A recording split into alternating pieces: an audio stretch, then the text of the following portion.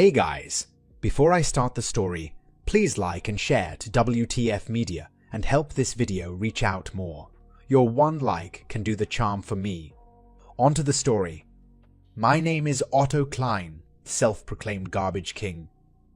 As the owner of numerous waste management companies, I have amassed great wealth and power in my industry.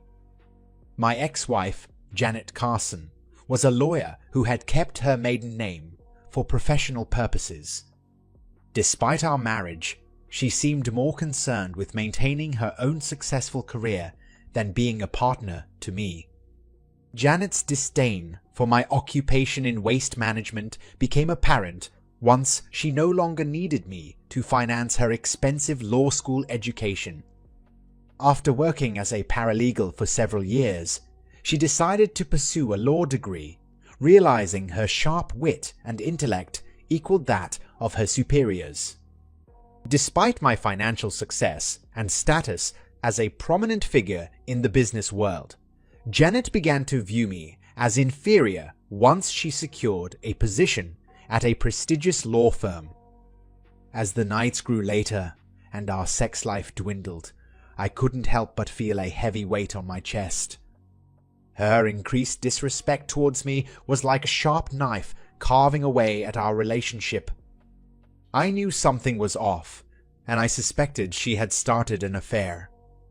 It was a painful realization, knowing that as a mortal, I could never compete with the gods she worked with every day in her law firm. But I refused to just roll over and let her take half of my business and wealth in a divorce. No, I needed proof of her infidelity that would hold up in court. After all, if she was sleeping with one of her fellow lawyers, I could probably sue her agency for damages. The thought of making them pay to avoid scandal and the possible loss of clients gave me a glimmer of hope. Perhaps my logic was flawed, but it was all I had to go on at the time. It fueled my actions and kept me going. Every year, Janet's office held a lavish Christmas party, and every year she would invite me as a courtesy. And every year I would decline without hesitation, until this year. When I told her I would be attending, she was shocked and immediately tried to dissuade me. "There won't be anyone there for you to talk to," she argued. "Just a bunch of lawyers bragging about their exorbitant billing hours. Do you really want to subject yourself to that all night?" But I saw through her tactics and stood firm in my decision to attend. This was my chance to gather evidence and protect myself in case things went south in our marriage. I declared, "I don't care as long as I'm with you," but my mind was racing with thoughts of uncovering her secret lover. Janet's eyes flickered with nervousness, a telltale sign that she was keeping something from me. In the days leading up to the party, Janet would constantly suggest excuses I could use to back out. But I was determined to attend. As she got ready on the night of the gala event, she made one last attempt to dissuade me, saying, "I don't want you to have a terrible time. Are you sure you still want to go?" "Yes, my love." I knew her real problem wasn't my appearance. I had been told I was a handsome man with a fit physique, and I was dressed in an Armani suit. No, it was the fact that I worked in garbage disposal, something she found embarrassing. But I always reminded her that she did the same work too. We arrived at the party with the second wave of fashionable latecomers. The room was already buzzing with animated conversations and laughter, but we managed to find an open table near the dance floor, where only one other couple had taken seats so far. Janet and I settled in, and I offered to fetch drinks for us. As I stood in line at the bar, a sharply dressed man who appeared to be one of the lawyers from the firm approached me. "I don't believe we've met before. Who are you here with?" he asked. "My wife, Janet Carson Klein," I replied confidently. "Janet? I didn't realize she was still married," he expressed with surprise. "Yes, we've been happily married for 8 years now. In fact, we just celebrated our 10th anniversary," I stated proudly. The man's expression shifted from shock to amusement as he started laughing, assuming I was joking. But to me, it was no joke. Our love and commitment were real and stronger than ever. It served as a reminder that sometimes truth can be stranger and funnier than fiction. Whispers of the moniker Garbage King followed me like shadow as I mingled among the snobby crowd. Their derisive laughter echoed in my ears, but I simply shrugged it off. After all, I had anticipated this kind of treatment from these elitist types. To them, I was nothing more than low class, if not gutter-level scum. As the evening wore on, I observed my wife, Janet, socializing with various lawyers, paralegals, and their respective spouses or dates. She spoke politely with those seated at our table during the meal, but when the dancing began, I decided to take a chance and ask her to dance. Her expression seemed to reveal that she could barely tolerate being seen with me, but I didn't let it bother me. I tried to assert myself during the slow dances, but soon found myself interrupted by other men cutting in for a chance with Janet. She eagerly accepted each invitation and even managed to sneak in a few fast dances between her slow ones. Giving up on dancing, I leaned back in my seat and watched her closely. About an hour later, a distinguished-looking man in his middle years approached our table. His gaze never left Janet as he asked her to dance, not for permission, but as if he were claiming her for himself. My wife's face lit up when she saw him, and she eagerly stood up, without so much as glancing at me for approval. In that moment, I realized that we may have a winner after all. My entire focus was consumed by their slow dance, the subtle movements and whispers between them hinting at a deeper connection. My gut told me something was going on, but I had no concrete evidence. Was my intuition enough to prove they were lovers? No. But luckily, I had another unique skill at my disposal. I had never disclosed to Janet that I had been recruited straight out of college by the CIA for my uncanny ability to read lips. My training included mastering a complex Middle Eastern dialect, which proved incredibly useful on covert missions. Unfortunately, my time with the agency came to an abrupt end when a notorious whistleblower exposed my identity and that of my entire team. Refusing to be confined to a desk job, I left the organization behind. I stood up from my seat, eager to see what Janet was saying to her dance partner. I shifted my position so I could catch a glimpse of their conversation, but his face remained mostly hidden from my view. This is what I saw. Janet leaned in close to her dance partner, their bodies almost touching as they spoke. Janet, did you get the room for tonight? Hin, room 322, did you put? Janet, yes, I just put it in his drink a few minutes ago. Hin, it shouldn't take long. Janet's hand rested on his chest and she leaned back with a sly smile. Janet, I can't believe you plan for us to make love in the same room my husband is sleeping in. That is so naughty and dangerous. Hin, you love the thrill. Pretend you don't. Janet's laughter tinkled like chimes. She playfully pushed him away. Janet, are you sure he won't wake up too soon? Hin, don't worry. Plenty of time. Are you still nervous?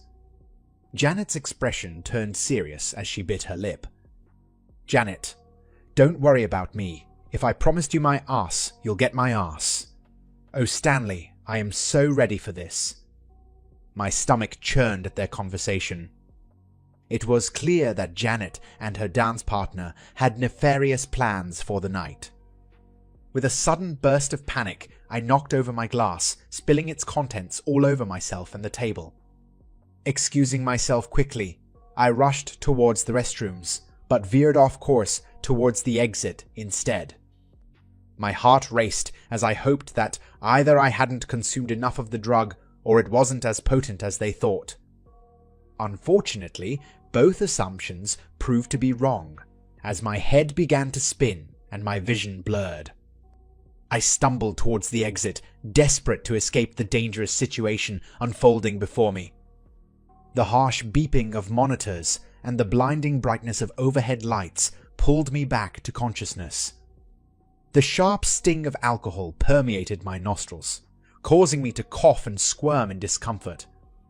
Slowly, I pieced together what had happened, a car wreck caused by my own mistake of falling asleep at the wheel on my way home from the party. I surveyed my surroundings and saw a stern-faced nurse standing next to me. Before I could even open my mouth to speak, Janet burst into the room, her eyes wide with concern. All anger and frustration forgotten, I sat up quickly and yelled, "Get that conniving woman out of here!" Without hesitation, Janet fled from the room like a frightened deer. But the adrenaline coursing through my veins would not let me rest. "She's the one who almost got me killed. I demand to speak to a police officer immediately." My words erupted like lava from a volcano, shocking both the nurse and the medical staff. They assumed I was having some sort of psychotic episode. Attempting to calm me down, the nurse placed a hand on my shoulder. But I shook it off angrily and snarled, "Let me make this clear for you. If you do not have a police officer in this room within the next 15 minutes, I will personally sue you and this entire hospital. I know I have been drugged. Run a tox screen for liquid Benadryl and other knockout drugs. My wife and her lover are responsible for almost getting me killed." My voice trembled with rage as I recounted what had transpired before my accident.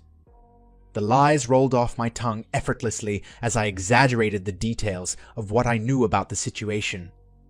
It only took 15 minutes for a police officer to arrive and take my statement, his pen scratching across the paper as he wrote down my claims. I could see the concern in his eyes as I recounted how I had overheard my wife and her lover plotting to drug me and dispose of my body so they could engage in their illicit affair. Of course, I didn't mention that I had heard through lip reading, not wanting to discredit myself. As I sat in the hospital, waiting for my discharge, a nurse came in with the results of the toxicology report, confirming that I had indeed been drugged. The amount of drugs in my system was enough to kill me if I had consumed the full glass. The words "attempted murder" echoed in my head as she spoke. It wasn't long before a police officer was stationed outside my door, and another one came to conduct a more thorough interview. Finally discharged from the hospital, I returned home to find it empty except for all of Janet's belongings scattered about. The police car that passed by regularly served as a constant reminder of the danger that lingered, but at least Janet was not present. Only her possessions remained, taunting me with their presence and reminding me of her betrayal. I was shocked to learn that Janet had been arrested earlier at our house, her lover in tow. They had come to plead with me not to tell the law firm about their planned rendezvous at a hotel. That was the only crime they thought they had committed. But much to their surprise, they were both charged with attempted murder. I could only imagine the look of disbelief on Janet's face as the police slapped handcuffs on her wrists. As expected, the two lawyers refused to speak without legal representation. The district attorney wanted to try them separately, hoping that Janet would turn on her lover and testify against him if she saw that she would likely be convicted. However, his plan failed as the cases were deemed too intertwined and would be tried together. Janet made numerous attempts to contact me before the trial, leaving messages proclaiming her innocence in attempting to take my life. She didn't bother apologizing for her infidelity, perhaps thinking it was irrelevant since she was trying to save herself from prison. But I ignored her pleas and quickly withdrew all funds from our joint accounts, severing any financial ties we had. Her father was forced to foot the bill for her lawyer until he ultimately persuaded me to return her half of the funds. The whole ordeal left a bitter taste in my mouth and a deep sense of betrayal in my heart. I couldn't believe the person I loved and trusted had plotted against me in such a cruel and calculating manner.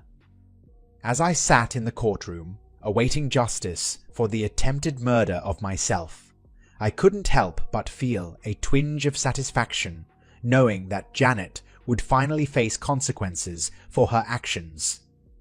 The courtroom was hushed as I took the stand, surrounded by my legal team and a team of forensic experts. The toxicology report sat in front of me, a damning piece of evidence that would make or break this case. The drug in my system had been expertly identified by a chemist.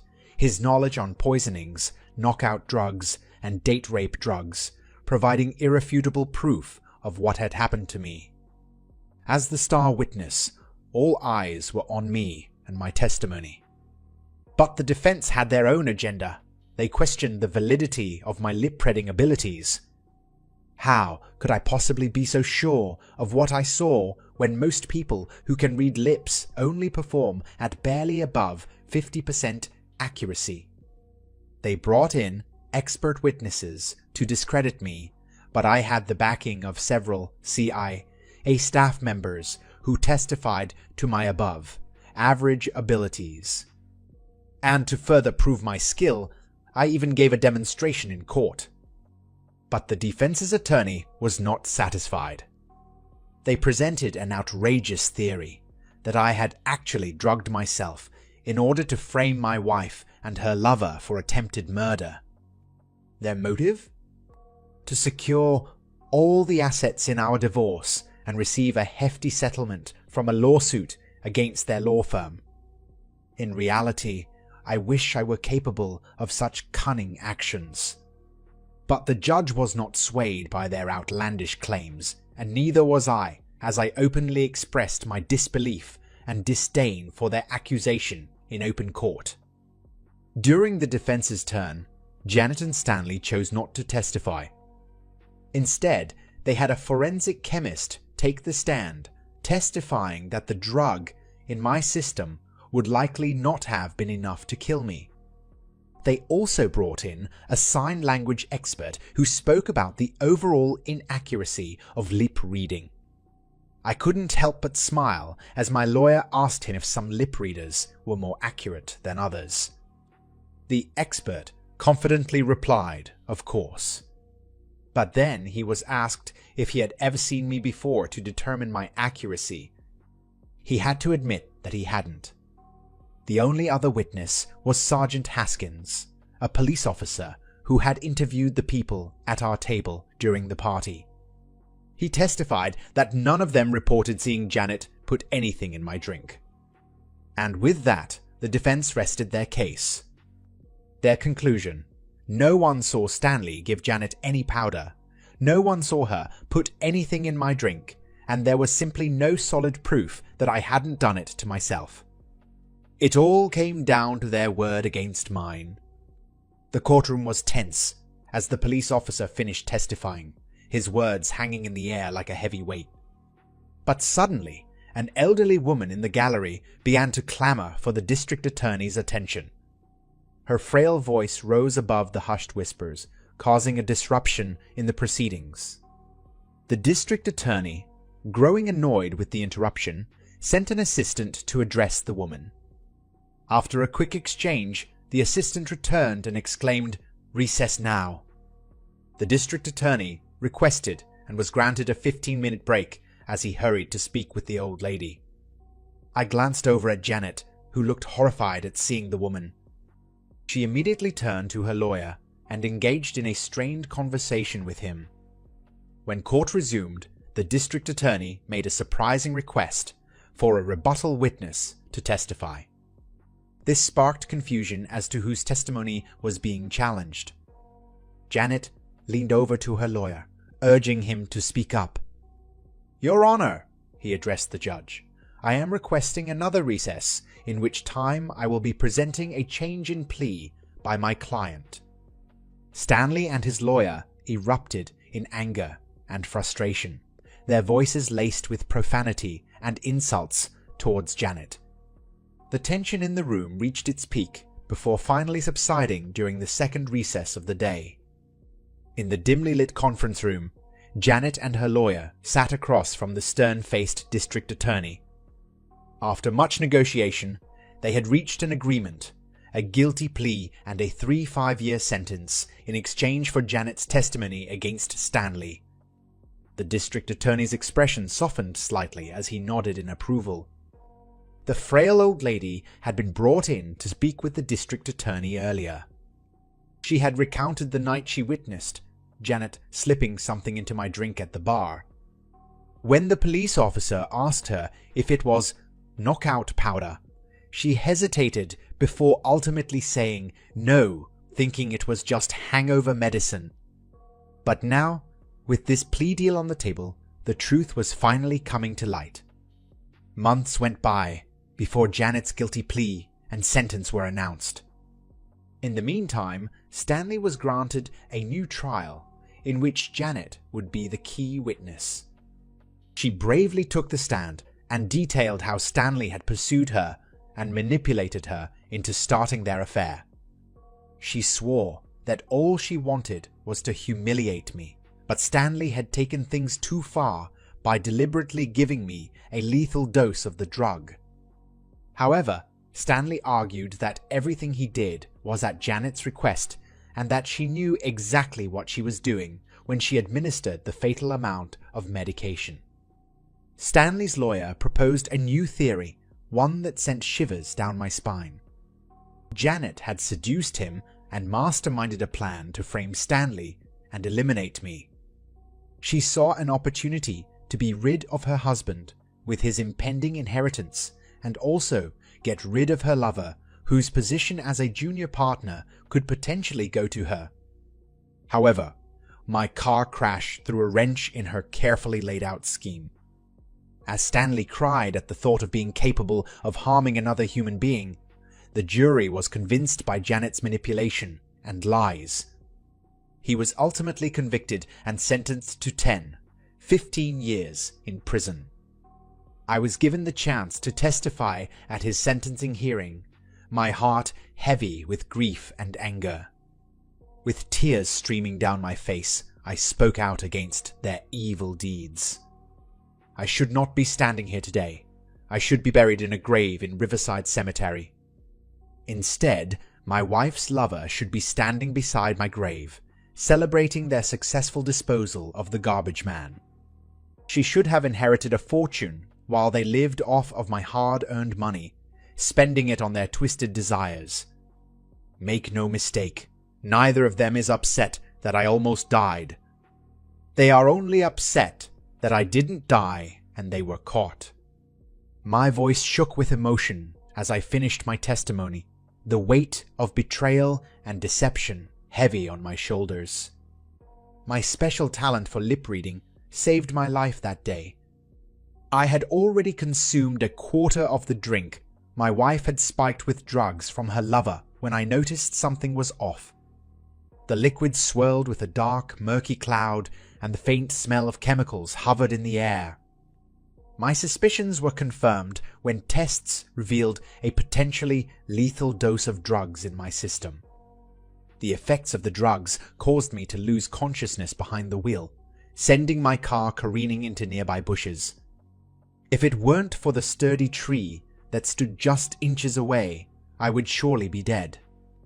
But even as I lay there, fading in and out of consciousness, I couldn't help but feel grateful that I wasn't dead and grateful that I had discovered my wife's treachery before it was too late. In court, both my wife and her lover claimed that they only intended to drug and humiliate me. They insisted that my wife had mistakenly given me an overdose instead of a milder dose as planned. But even if that were true, could their careless actions simply be brushed aside? As they were dragged away after receiving their sentences, 10 to 15 years for Stanley and 3 to 5 years for Janet, she cried out to me, begging for forgiveness. But all I could do was stare at her coldly and mouth the words read my lips, "I don't care." Because in that moment, nothing mattered to me except for the fact that I was supposed to be 6 feet under, yet here I was, alive and free. Justice had been served, and now it was time for me to move on and leave behind the toxic deceit of my former marriage. The divorce proceedings were surprisingly easy. With Janet in jail and too ashamed to contest anything, I was able to walk away with all the assets from our failed marriage. And after some heated negotiations with the law firm and Stanley, I also received a hefty sum from the lawsuit settlements. As someone in the waste management business, I couldn't help but joke that I had become filthy rich. In the aftermath of the trial, there was no shortage of women vying for the now vacant title of Garbage Queen. The irony was not lost on me as I watched them try to win my favor. But none of them were female lawyers, a profession that seemed to be lacking in interest for this particular title. Looking back, it's amazing how much my life has changed since the day Janet tried to kill me. But now, as I sit in my luxurious mansion, surrounded by all my wealth, I can't help but feel grateful for how things turned out. Sometimes good things do come out of bad situations. And as they say, one man's trash is another man's treasure. Picture this. You're in the middle of life's journey, balancing being a parent and a partner. Then, out of nowhere, it feels like the person you've been sharing this adventure with starts moving in a completely different direction. Late nights out, secrets, and a distance growing between you that's hard to ignore. It's a situation many might find themselves in, but with a twist for our times. When the family you've built starts to feel like it's falling apart, what steps do you take? How do you face a storm that's not coming from the sky, but from within the very walls of your home? This is a story about love, the hard choices we face, and the journey to uncover the truth in a marriage that's hit rough waters. So, let's get ready to explore what it means to navigate these choppy seas, and remember, we're in this together. This trip might not be smooth, but it's one we'll take step by step, uncovering the answers along the way. I'm in my mid-30s and have a young child with my wife. Ever since he was born, she has been distant and short with me, and it's gotten worse over the last 3 or so months. She has made friends without kids and started going out more. When I ask to be included, she always has an excuse to not bring me along. It's not hard when one of us has to be with our child. When I brought up how I feel, she told me that she feels like she's lost her identity through the process of being pregnant and then breastfeeding and being a mom. She feels like she just wants to get out and be around people who don't have kids and live her own life for a bit. As a part of this, she'll go out until 2 a.m. and take weekend trips without me. It feels like she's withdrawing from me, and I know she's not always being honest with me. I don't go through her phone, but I've noticed that she doesn't leave it out, ever. Even taking it with her to the shower, which is something that she never used to do. I don't think she's being unfaithful, but the thought has certainly crossed my mind. I asked her directly about this, and she got very upset and told me that this isn't about that. I told her that I wanted to be a part of what she's going through. She told me that I don't have the passion for the things that she wants to do. That she just needs me to find my own passions and my own friends. I genuinely enjoy her main hobby, but when I try to tell her that or be included in it, she insists that I don't enjoy it like she does. She just wants to be around people who love it like her. I feel like I'm losing my best friend of 15 years. My toddler is the lone light in my life. I don't know what to do and have been so sad. Update number 1. Things have been off with my wife. She's gotten face injections and has gone through weight loss that would point to drug use. She's been protective of her phone and generally dodgy. I confronted her and was completely gaslit. To the point that I set an appointment with a therapist because I thought I was being paranoid and insecure. I had to figure out why I felt the way I did. She went to the mountains yesterday, saying that she needed a weekend to herself. She wanted to go snowboarding and get a full night's rest away from the fussing baby, and it didn't feel right. She went back on birth control without discussing it with me. She went and got face injections. She went and got waxed and asked me to put the board rack on her roof, despite claiming she was the only one going. There were too many red flags for me to not hire a private investigator. The private investigator immediately secured photographs and video of the affair. Turns out she's fucking her boss. They are up there until Sunday, probably still fucking right now. I feel like a fool. We've all hung out multiple times. I'm so mad that she could blow up not just our lives, but the life of our 1-year-old. I'm stuck having to deal with her because of our shared son for essentially the rest of my life. I contacted a lawyer to file for divorce and plan to confront her when she gets back, but the divorce isn't likely to process for over a year. This is going to suck for a long time. Update number 2. I found out that my wife was having an affair with her boss. I found out while she was going on a girls' trip that she actually went and picked up her boss and spent the weekend in a hotel. I had been suspecting infidelity for a while and even confronted her about it, but was completely gaslit. I thought there was a problem with me. When she left for her trip, I made the decision to hire a private investigator.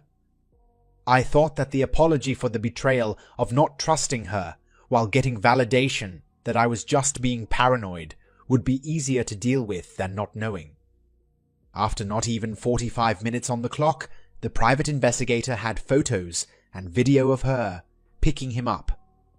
They were very casually kissing and finally ending the night going into the hotel. I got this confirmation on a Friday, and she didn't come home until Sunday morning. The whole time she was gone, she texted and called and went on like nothing was up. I had a small breakdown after finding out, and the first person I called was my therapist. Having an established therapist is one of the silver linings of the gaslighting. The second phone call I made was to my sister, who lives in the same state, but a while away. She came up and was there for me and helped me to stabilize. My next thoughts were how to move forward and set myself up to be out of the house. But still, be in a position to have my son for at least 50% of the time.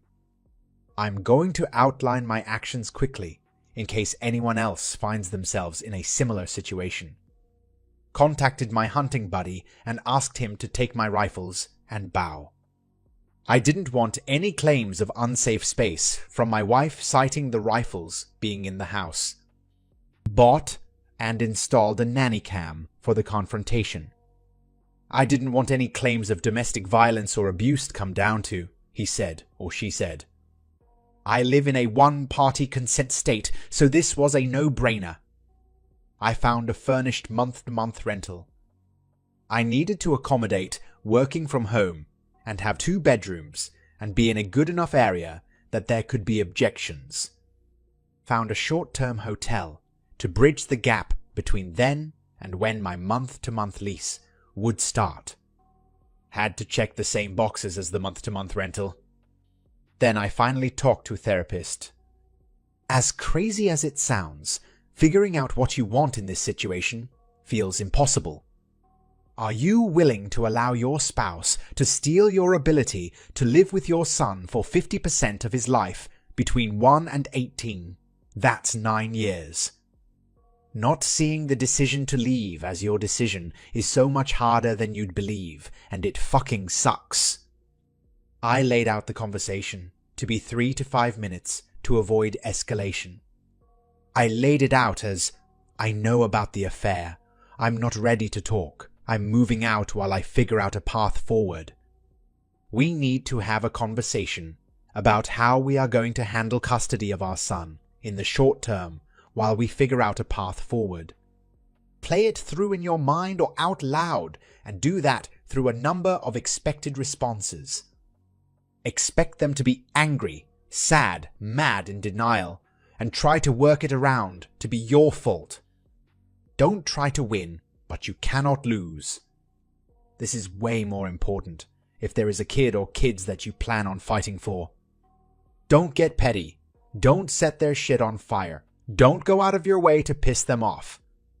You are going to have a relationship with this person for the rest of your life through your relationship with your son. Shit is already going to be really hard. Don't make it harder, and don't give them any ammunition to bring up or use against you. Unfortunately for me, I didn't expect the no response. My wife sat there and said nothing. She just went completely blank. No shouting. Nothing, just complete silence. In the days since I have continued to see my therapist, I identified the gaslighting and emotional abuse that had been taking place in the months leading up to discovering the affair. This is apparently very common in instances of infidelity, as it gives the cheater justification to their actions, helps them sleep at night.